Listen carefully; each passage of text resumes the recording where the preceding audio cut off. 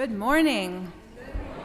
Welcome to the Unitarian Universalist Meetinghouse of Provincetown, where we affirm the inherent worthiness and dignity of every person, and where we support each other on our spiritual search for truth and meaning. My name is Reverend Kate Wilkinson, and I'm so glad that you have joined us this morning. Welcome to those of you in the room, and welcome also to those of you joining us via our live stream. Before we begin our worship service, I have just a few announcements to share. Our beautiful flowers this morning are in memory of George Smithers. We had a really beautiful memorial for him yesterday. With thanks to Kenneth Sutton, we are continuing to offer Quaker worship on the first Wednesday night of each month. That means that there is a service this Wednesday, July 2nd at 6 o'clock downstairs in Acker Bosworth Hall. All are welcome, even if you've never been to a Quaker worship before. Come and see what it's all about and feed your spirit. We also have several really fun events for you to put on your summer calendar. The first is coming up on Sunday, July 20th, after the service, our second annual Provincetown Interfaith Picnic. This was such a blast last year. We broke bread with our other faith communities down at St. Mary's of the Harbor. Well, it was more like hamburger buns, but anyway, it was a great time. We hope you can join us again this year. St. Mary's is hosting again and providing the barbecue food. We are all asked to bring a side dish, and they are right on the beach and have those beautiful gardens, so hopefully it will be really nice weather again. And this one I'm super excited about. Drag Bingo is back. Wednesday of Carnival Week. We're bringing back this treasured event that we haven't attempted since the pandemic. Many thanks to Dan and Allison, Linda and Barbara and Karen. We're going to transform our lawn into a giant bingo hall and invite the whole town to come, in drag or not. And this takes a lot of volunteers, so please keep your calendars clear for Wednesday, August 20th. We'll be starting volunteer sign-ups soon. Also in August, plans are in the works for a new members party. If you have become a member in the last few rounds of new member classes, look for an invite soon for August 30th. Our board would love to get to know you better. At coffee hour today, we hope you'll stop by our UUMH action table. Each week during coffee hour, we are offering an action that you can take to support our Unitarian Universalist values in the world. This might be by writing a thank you note or signing a petition, by making a donation or calling a senator. Just one thing that we can do a week to make us feel less hopeless and more powerful. This week, our action table is devoted to Latinx in Action, a Hyannis-based nonprofit serving recent immigrants to Cape Cod. And they offer ESL classes, support groups, a community garden, a food pantry, and meeting spaces for recent immigrants in our Cape Cod community. Now, recently, with all of the ICE detentions happening, they have also organized a task force to help families review their immigration documents and make safety plans, including helping them designate a caretaker for their children if they are separated. So today at coffee hour, we are taking up a collection for this really important organization. Please give generously. More info is at the action table. And at the table, you can also meet some of the organizers of Art for the Border. It's an Outer Cape collective of artists and activists who are hosting an art giveaway and Latin dance party today at the Gifford House from 4 to 6. This is a fundraiser for Latinx in Action, and I went to it last year and it was so much fun. My good friend Jamie D'Souza will be DJing and also leading some Latin dance lessons. So there will be an empanada pop-up by the Latin Corner, and anyone who donates $50 or more will get to take home a piece of artwork donated by Outer Cape artists. And I got a Mark Adams piece last year that I just love. So head up to the Gifford House today at 4. Now this weekend, as you know, is also the Portuguese Festival. This is such an important part of the history and culture of Provincetown. And today is the blessing of the fleet. So after coffee hour, I hope you'll head down to the pier where there will be Portuguese music and folk dancing, and of course that inspiring line of fishing boats in the harbor waiting to be blessed for the season. Finally, if you are here in person today, we hope you will stick around a little while after the service for coffee and conversation downstairs in Acker Bosworth Hall. Let's take a moment now to affirm our Meetinghouse covenant. And you can find this printed on the purple laminated cards in your pews, but I'm also going to say it line by line, and you can just repeat each line back to me. Love is the spirit of this meeting house. Love is the spirit of this meeting house. This is our great covenant. This is our great covenant. To dwell together in peace. To dwell together in peace. To seek the truth in love. To seek the truth in love. And to help one another. Now, as we light our chalice here in the sanctuary, I invite those of you watching from home to light a candle wherever you are. And this way we can feel connected even while we are apart. And this morning I invite our worship host, Lee, and Mark to light our chalice for us.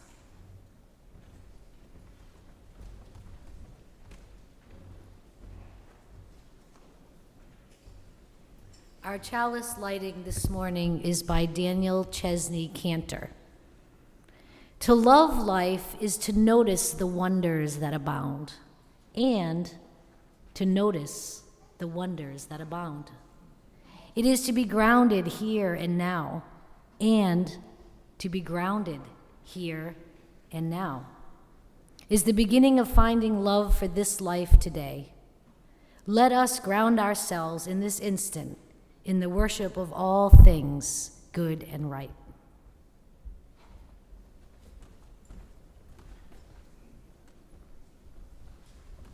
Thank you. Won't you please join me now in singing our opening hymn? It's number 4, I Brought My Spirit to the Sea. It's a perfect song for the blessing of the Fleet Day and also for our service about everyday wonder. So that's hymn number 4 in your gray hymnals, I Brought My Spirit to the Sea. Please rise as you are able.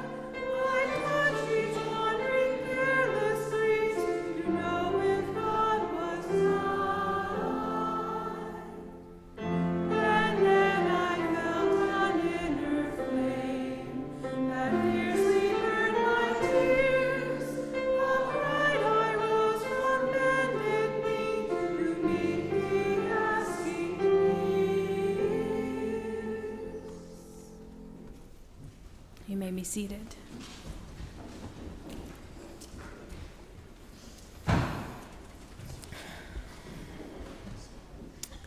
Feels right and good to look out and see John and James among us.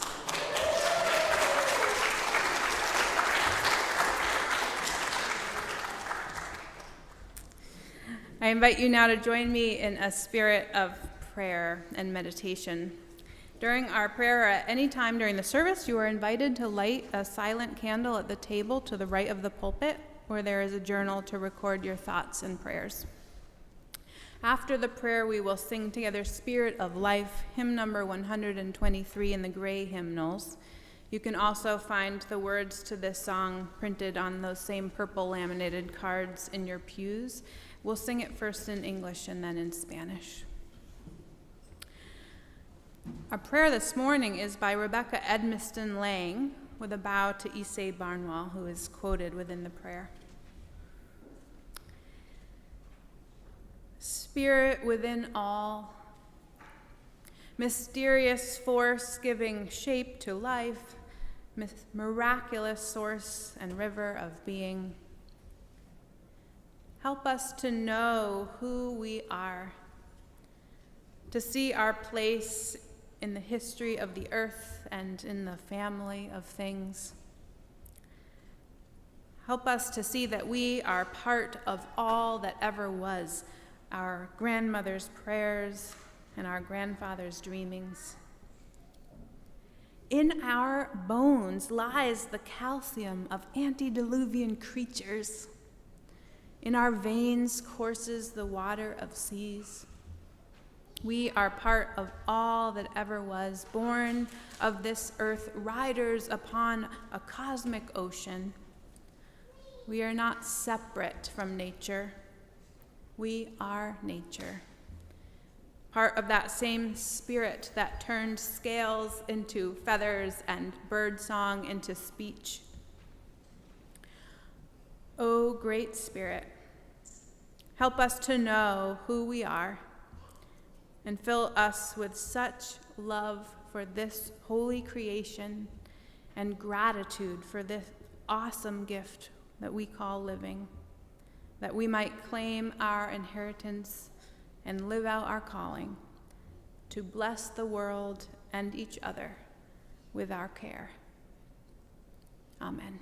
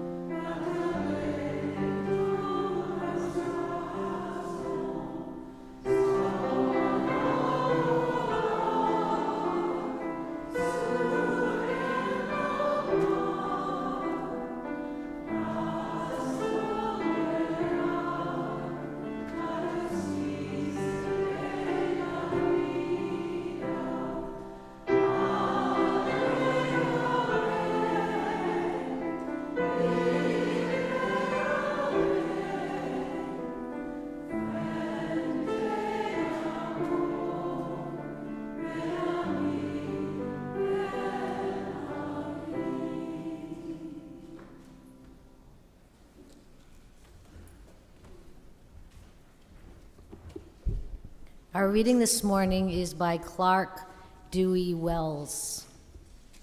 Several years ago, and shortly after twilight, our 3.5-year-old tried to gain his parents' attention to a shining star. The parents were busy with time and schedules. the irritabilities of the day and other worthy preoccupations. Yes, yes, we see the star. Now I'm busy, don't bother me. On hearing this, the young one launched through the porch door, fixed us with a fiery gaze, and said, "You be glad at that star." I will not forget the incident or his perfect words. It was one of those rare moments when you get everything you need for the good of your soul: reprimand, disclosure, and blessing.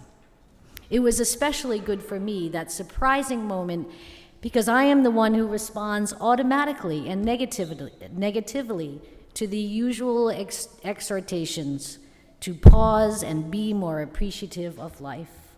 Fortunately, I was caught grandly off guard.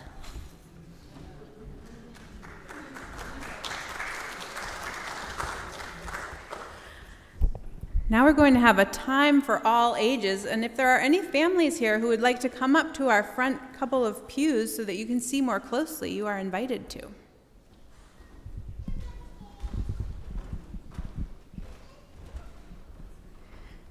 You coming, Nori?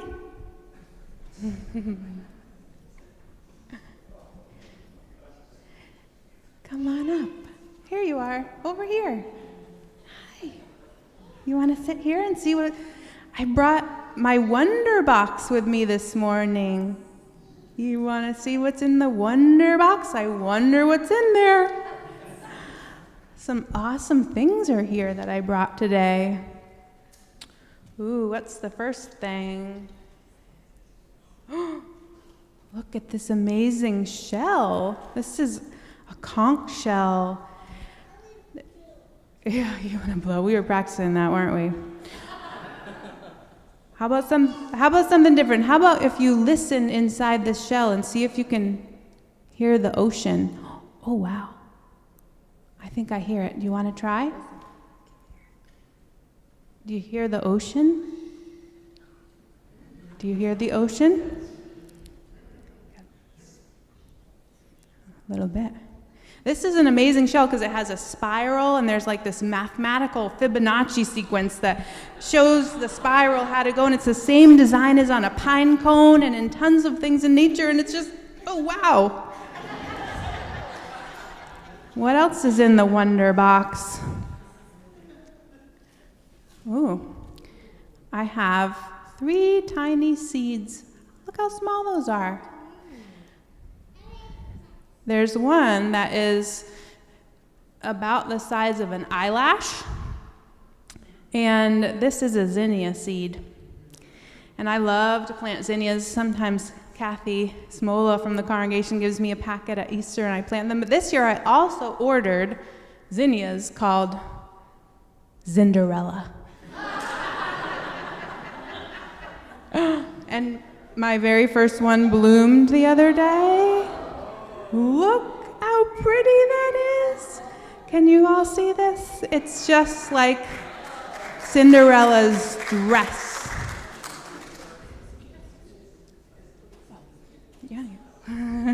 Yeah, show Lee.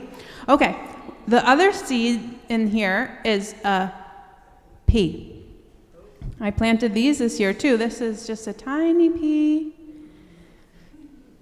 And what do you think grew from that? Peas. I was going to give you one, but I know you don't like them. But this grew from that tiny seed. How awesome is that? Wow. You can hold it. And look, I also planted a purple one. Oh, wow. Yeah. Now, this is why y'all should sit in the front. No one likes to sit in the front, but if you sit in the front, sometimes you get treats. Yeah. You want to pee? All right, you can pass those around. They're awesome. All right, the last seed is, where did I put it? It's even smaller. I hope I don't drop it. It's a radish seed. It's so tiny. You can barely see it, but it's a radish seed. What do you think grew from that? A radish? Ah! It's kind of small, but you know. Picked it on my way here. What's even more amazing, though, is after this stage, do you know what a radish does?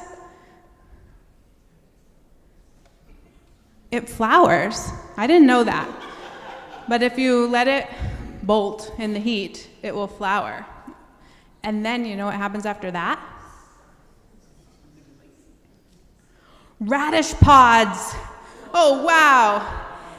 And you know what? They taste like radishes. These are spicy, so I don't think you'll like it, but you might. Anyone want to try a spicy radish seed? Oh, Jan does. Radish pod coming your way. Okay. Tell me what it tastes like. Tastes like a radish. Tastes like a radish. Oh, wow. Who knew? It's like a second harvest from your radish plant, and I just think that's so cool. Isn't nature so cool, Nori? I love nature. I hope you enjoy your Cinderella flower today. Yeah. Cinderella. All right, thank you for coming up. Thanks for looking in the wonder box with me.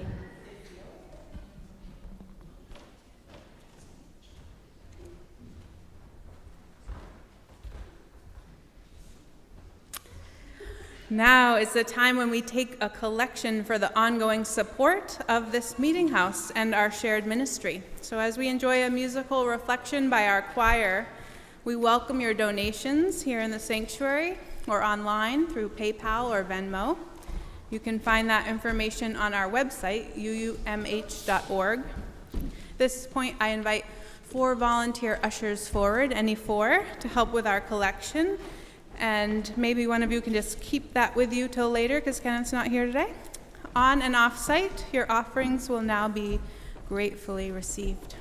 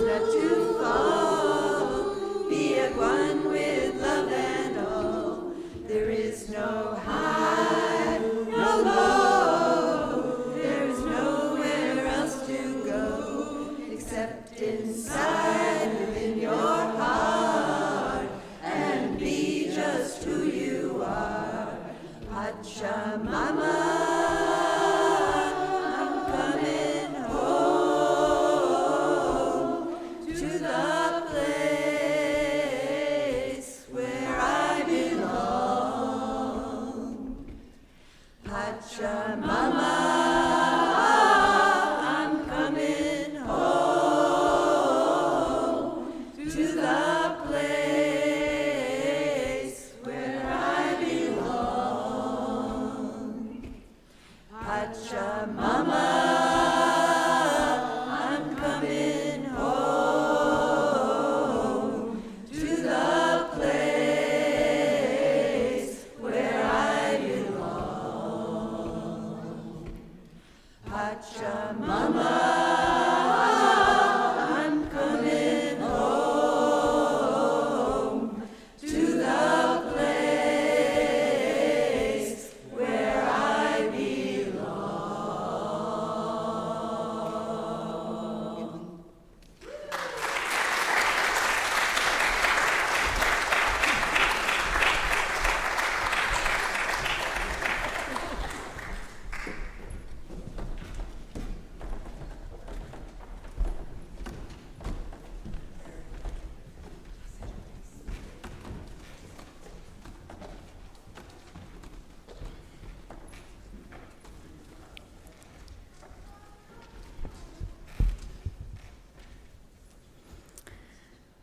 This month, I've been reading a book by Dacher Keltner called The New Science of Everyday Wonder and How It Can Transform Your Life.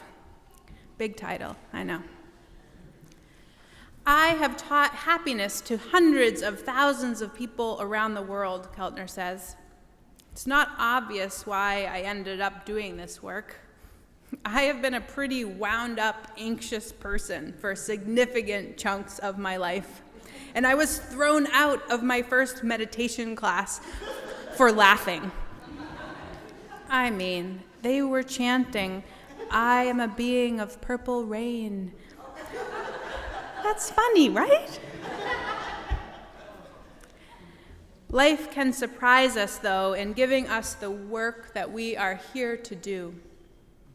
So nearly every day in classrooms of different kinds, Keltner says, from kindergarten circle rugs to lecture halls in Berkeley, I have taught people about finding the good life.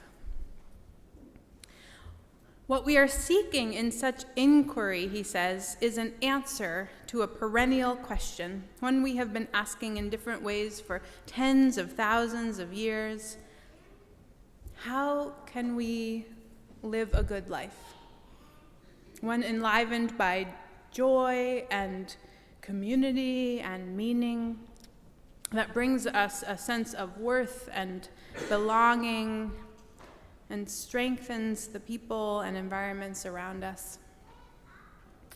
Now, 20 years into teaching happiness, he says, I have an answer. Find awe. Find awe. Did you know that happiness itself was hiding in the Wonder Box this morning? Every time we said, oh wow, we were tapping into the secret of life, to be in awe. Awe is the emotion we experience when we encounter vast mysteries that we just don't completely understand. Now, of course, Dacher Keltner is a scientist, so he wanted to understand. He had to dig into this idea of awe a little bit more, categorize things, measure them, label them, try to understand. Awe is an emotion. So he started by defining that. What is an emotion? Well, it's a brief feeling state that's accompanied by thoughts in your mind, expressions on your face, and reactions in your body. And emotions are shorter lived than moods, like being in a good mood or feeling blue, and much more fleeting than an emotional disorder, like being depressed, which a lot of us know from experience can last kind of a long time. So emotions are fleeting and emotions are useful. They enable us to accomplish the fundamental tasks of life. And at their core, emotions help us to survive. To flee danger, we're scared, so we run. To find nutritious food, we're so happy when we're eating a fresh strawberry. To procreate, we fall in love, and that leads some of us to have babies, and that means there's a next generation. So emotions are central to our personal survival and our evolution and survival as a species. And scientists have actually spent a lot of time studying emotions like anger, disgust, fear, and sadness. They've studied joy and love, gratitude and pride. But when they started studying awe, they found that it was a little different. It functioned differently than other emotions did. Now, like I said, scientists had found that most emotions are actually at their core about self-preservation, orienting us toward minimizing danger and advancing individual goals.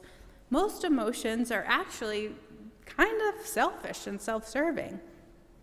Awe, though, awe is different. Awe orients us to devote ourselves to things outside of ourselves. Awe connects us with the whole universe.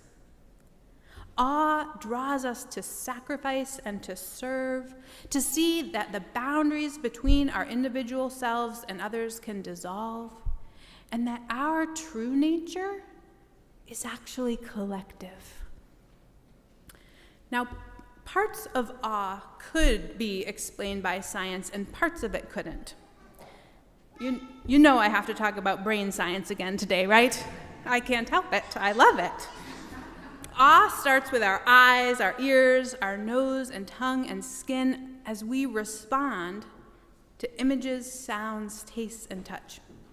And our sensory systems react with neurochemical patterns. We release oxytocin and dopamine, and suddenly millions of cells work to enable us to connect, to be open, and to explore. We get tears, we get chills, and these things actually could be measured. But to measure the other effects of awe, the scientists had to get really creative. There was this fascinating study done at Yosemite National Park, and a social psychology professor named Yang Bai camped out at Yosemite, and over the course of a week, asked 1,000 travelers from 42 different countries to draw themselves on a sheet of graph paper and to write "me" next to their drawings. Now, they were asked to do this as they stood at a particularly beautiful lookout spot with an expansive view of Yosemite Valley, a place that truly inspires awe. A control group was asked to do the same thing at Fisherman's Wharf in San Francisco. The visitors to Fisherman's Wharf, a fun and bustling place, but not particularly awe-inspiring, drew themselves big on the sheet of paper, filled most of the page, usually in the center. But the visitors in Yosemite, they drew themselves small, and the world around them vast. They were often pictured off to the side, not the center of the universe. And this is something that awe reminds us of. We are not so important, and we are part of a much bigger picture. You know, astronauts experience this change in perspective when they view Earth from outer space. It's a profoundly moving experience, and it's been labeled the overview effect. And in 1964, astronaut Ed Gibson had this experience of looking back at Earth from space. And he said, "You see how diminutive your life and concerns are compared to other things in the universe. And the result is that you enjoy the life that is before you. It allows you to have inner peace." Maybe awe really can change our life. Let's go back to defining awe for a second. Awe is the feeling of being in the presence of something vast that transcends your current understanding of the world. Maybe you felt awe when you were listening to the choir this morning. Music is often an experience that draws us into awe, connection with other people. And the beauty and mystery of nature draws us to awe. We talked about the miracle of those tiny little seeds turning into food and flowers. Amazing. And sometimes we feel awe when we experience things completely outside of our control, like the power of the weather, lightning striking, or hurricanes, or even a rainstorm. In fact, let's see if we can drum up a little awe right now by recreating the experience of a rainstorm. Do you think we can do that right here in the sanctuary? Okay, here's how we're going to do it. I'm going to come down there, and when I'm directly in front of you, you do what I do. And then when I leave you, keep doing that thing until I'm back in front of you doing something different. Okay? It will become clear. Lee, do you want to come down and start a rainstorm? This section looks like Meetinghouse. Start here with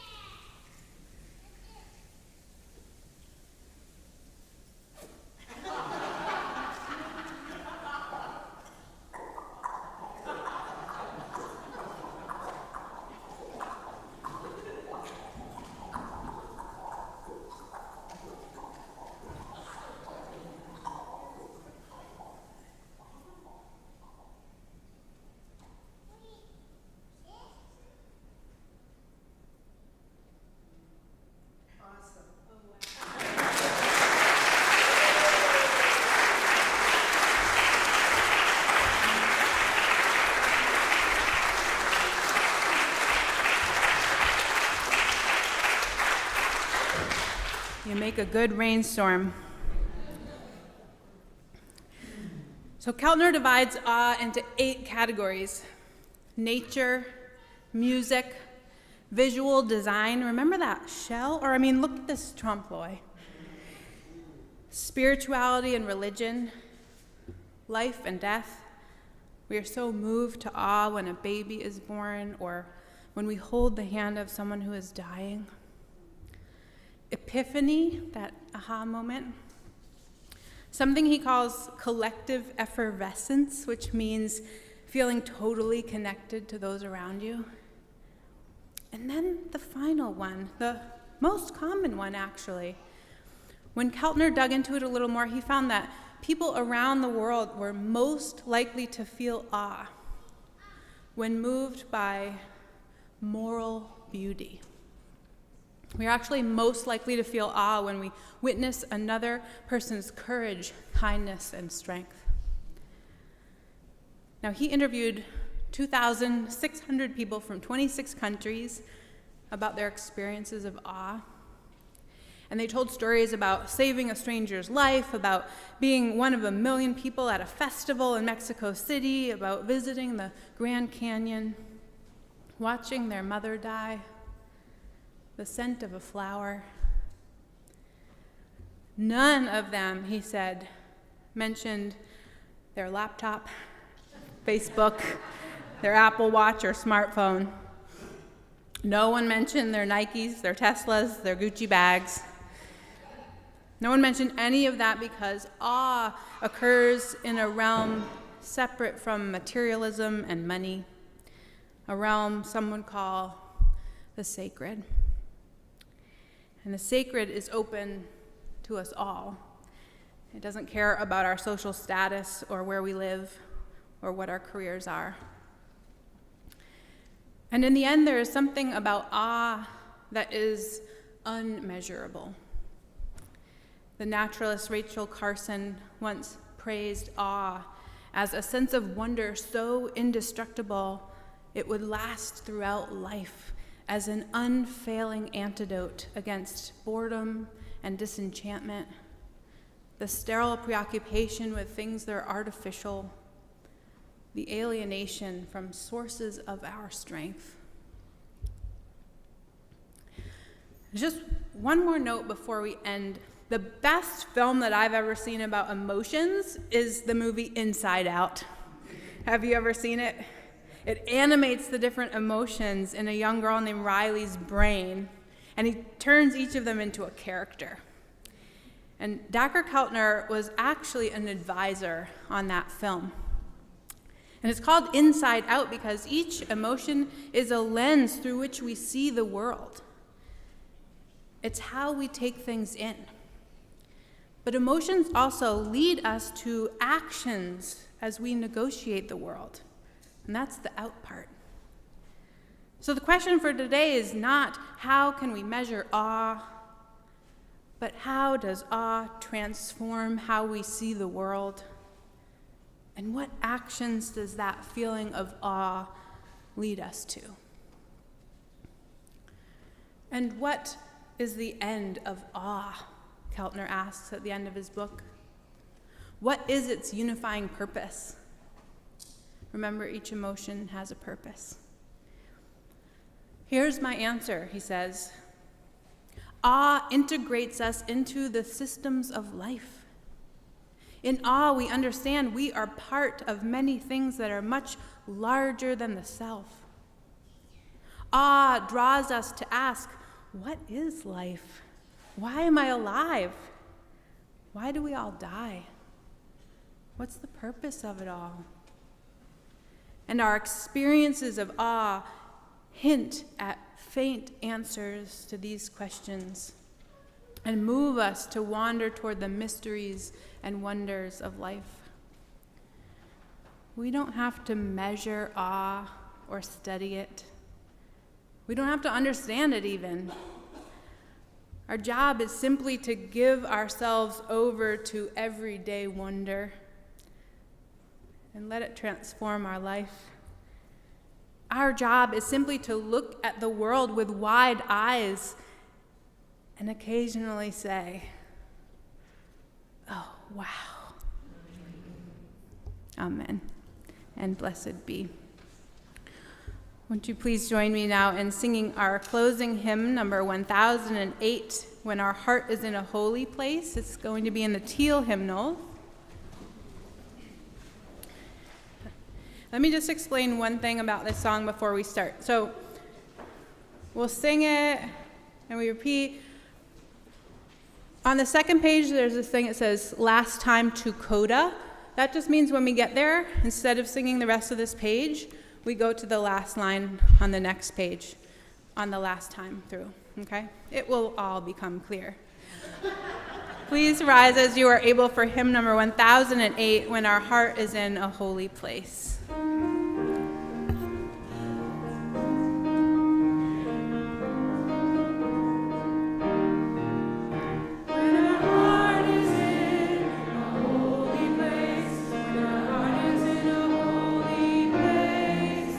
We are blessed with love and amazing.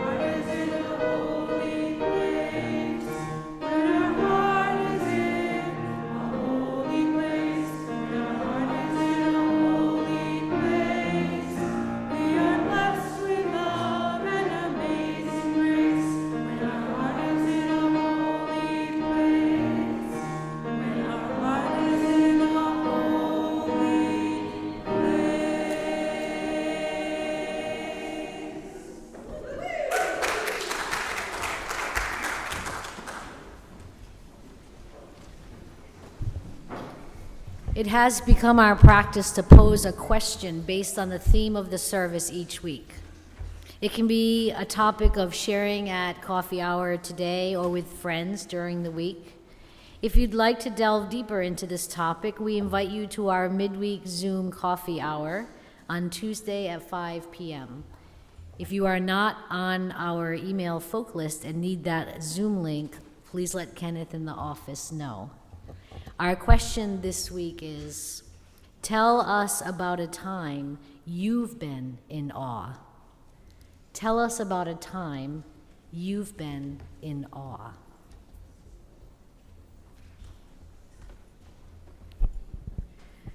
As we leave here today, may we be newly grateful for the miracles all around us, the natural world, our connection to each other, the things that are beyond our understanding and yet very much part of who we are. And when you look up at the night sky tonight, you be glad at those stars. Go in peace.